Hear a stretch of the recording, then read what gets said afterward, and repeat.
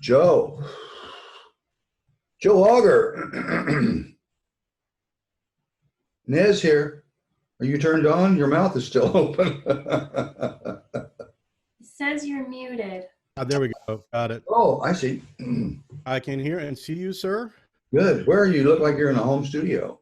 Yeah, well, I do music and stuff, and been trying to get a good sounding kind of output, through Zoom and Yeah. Well, listen, there's a lot of hay to be made there. We're finding well, yeah. all the time, but I don't know what it is yet. My home studio, kind of got shut down literally a week before I was supposed to do another project for a friend of mine, and Because of the pandemic? yeah, just we had to shut it down, and it's like one of those projects, like it literally is like years. We were trying to do it 2 years ago, and then he got sick, so we had to postpone it, and then a week. It's like crazy. So either the universe just doesn't want that project out there, or we're just gonna have to try again, But, next year. but Joe, we're all in that boat. Yeah, exactly. Every one of us don't think we should be here and think nobody wants to hear this shit. No, I know. Right? The alternate universe that we should be somehow in, that we're just somehow not. Yeah. But here's the truth. I think it occurs to me, and I'm doing this blind when it comes to you, is that we all have a purpose here. What the hell? Sure we do. I'm trying to figure that out. Fucking do it. Let's go. Yeah, no, it's funny you said. I'm long story short, long journey and a lot of heartache and all that wonderful stuff. But kind of into the place right now where I'm questioning those ideas of existence and identity and what it means, and much of what, like you were already talking about in the prison. And I'm usually late to the party, so at my slightly advanced age, it takes a little time for me to get in that room. But I'm getting a little better. I'm starting to remember that. Oh yeah, I like doing music. It's like, do you smoke grass? Well, no, I don't. I've been sober for almost 19 years now. I've kind of have to be sober. I'm one of them, unfortunately. Well, and does that also mean that you don't do any? Let's see. There's grass and there's booze. You just said you don't do booze. Yeah, no, booze was my bigger problem. Obviously, that was the thing. Yeah. But that being said, I have been looking into CBD products and what about for things psychedelics? Like, well, it's funny. There was something that came up about mushrooms being used for medicinal, as it was originally intended, I think. For years, yeah. Yeah. So, just the idea that like very small amounts of psychedelics can be very healing. It fascinates me as a palliative. Right. You shut me up if you know all this stuff. It's divided into sativa and indica. The indica is go to sleep, sativa stay up and play basketball. And those two strains all you can create other strains by it's not exactly curating, but it does seem to distill some particulate out of that stuff. Yeah, is it's not like a BB or anything like that, but it feels a little bit like a grain of salt, I think, and it just changes the game. I mean, it changes the way it tastes and the way it smokes and everything. And I love the feeling of being high, especially if you're in a high stress situation like this, because I just go, ugh, we're cool. And well, if you can do that without the anxiety, kind of see, that was like for me when I was, it was probably just bad grass at the time, but in the olden days of my life, when I would do it, I'd just get paranoid for whatever reason. Like pot made me paranoid, hash didn't. Very strange. Oh yeah. So it just was one of those things that it was just too many times. It just wasn't fun for me at that point. That's so interesting that you say then that. I went to drinking. Oh well, that and amphetamines. Actually, amphetamines was my favorite drug of drugs. Yeah, I was one of those. But not coke. I didn't coke. I did coke once, blacked out, never didn't remember doing it, and I was like, I don't want to do that again. The biomass is very fussy. Well, mine is, that's for sure. Why is that? My biomass gets fussier with each passing year. You're loud and clear. Right. Well, I enjoy the hallucinogen and the psychedelics. They're extraordinary, these things that people are working with. And one of the stories, it's anecdotal, but is true, is that after the initial stages of testing on DMT, everybody wrote something up most of them said, I don't see anything here. This is just, psychedelic kablooey. And one guy said, this will change an individual 180% Yeah. from one stage to the next. Right. There's no other drug on the planet that will do that. Hmm. This will make people stop smoking, stop drinking, stop being violent, stop being this and that, the other. Alters the actual DNA. Something happens, yeah. Something happens, yeah, right. That was in the 40s, around the time Hoffman was coming up with all. And right. and it so struck me, and so McKenna, Terrence McKenna as well, and a few of the other psychedelians. And it was like, what else in our life can do this? It's not chicken salad. It's not. It's not. Too bad though. It'd be a really good chicken salad. That would be good. That would be on a day to day. I just make you high. But it's not. It's some foul-tasting mud from the Aztec that you can't get down without throwing up 7 times. I'm very interested in doing the experience and so forth. But until then, it's we go down the happy trail.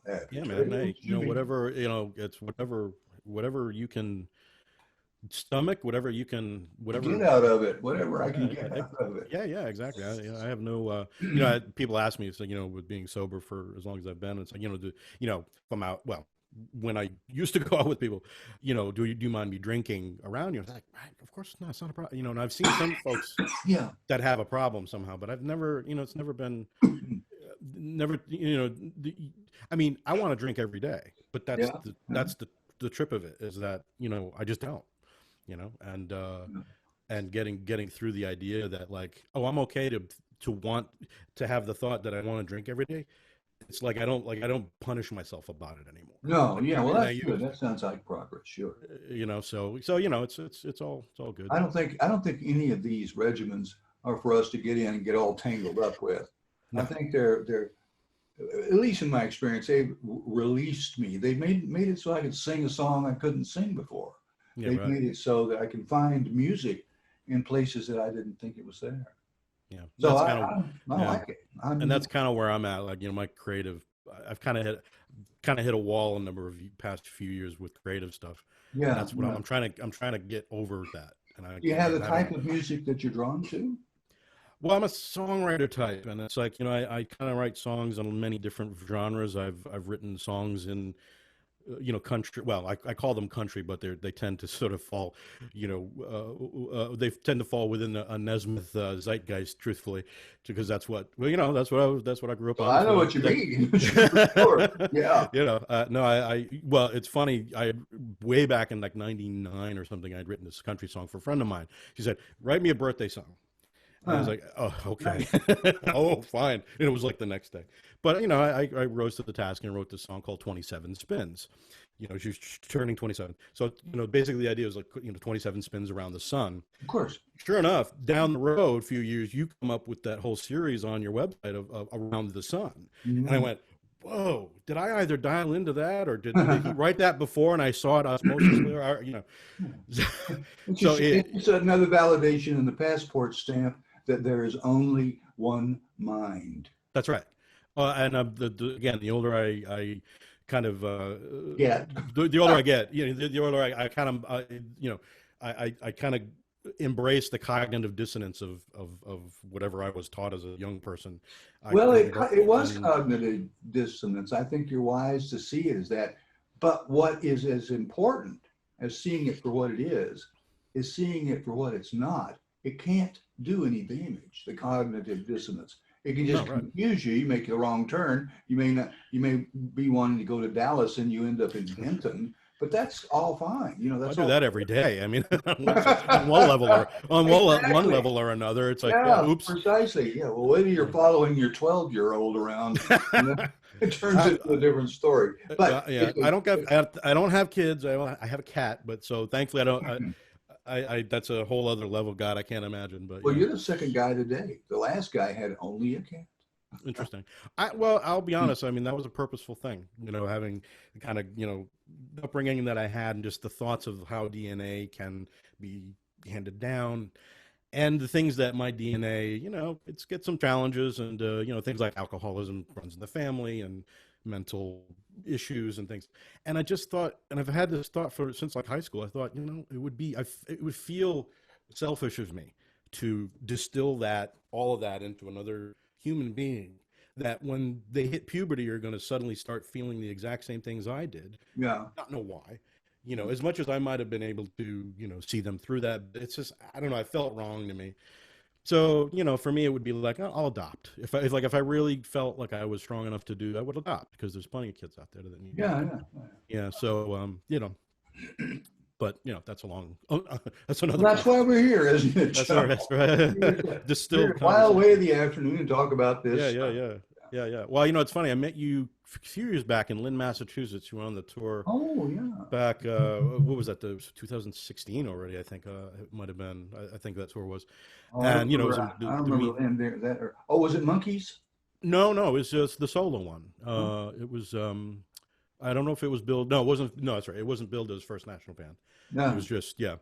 No, it was a meet and greet. Yeah, Joe Chime was on bass for that one, and yeah, it was that was a good moment. That was a lovely moment. Right. I'm sorry, I'm getting all these signals from my staff. Sure, I know you got. I'm sure you're probably doing them one after another of these. Yeah. But what we're talking about is so interesting. I don't want it to stop. So. Oh, that's nice. I appreciate it. Yeah. Well, the fact that we're able to do this is also a lovely. Technology has within the past 4 months since this happened.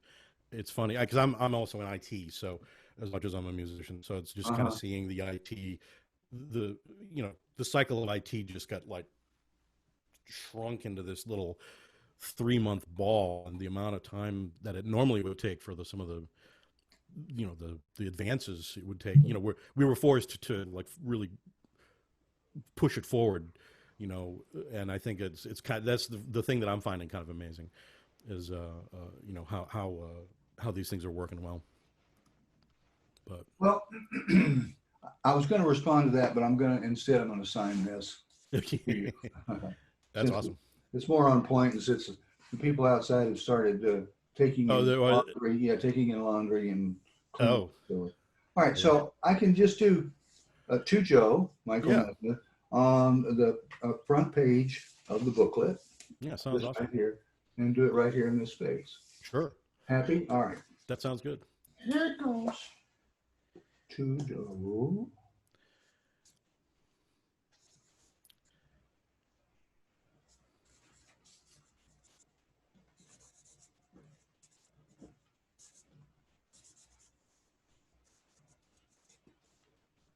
And it looks like this.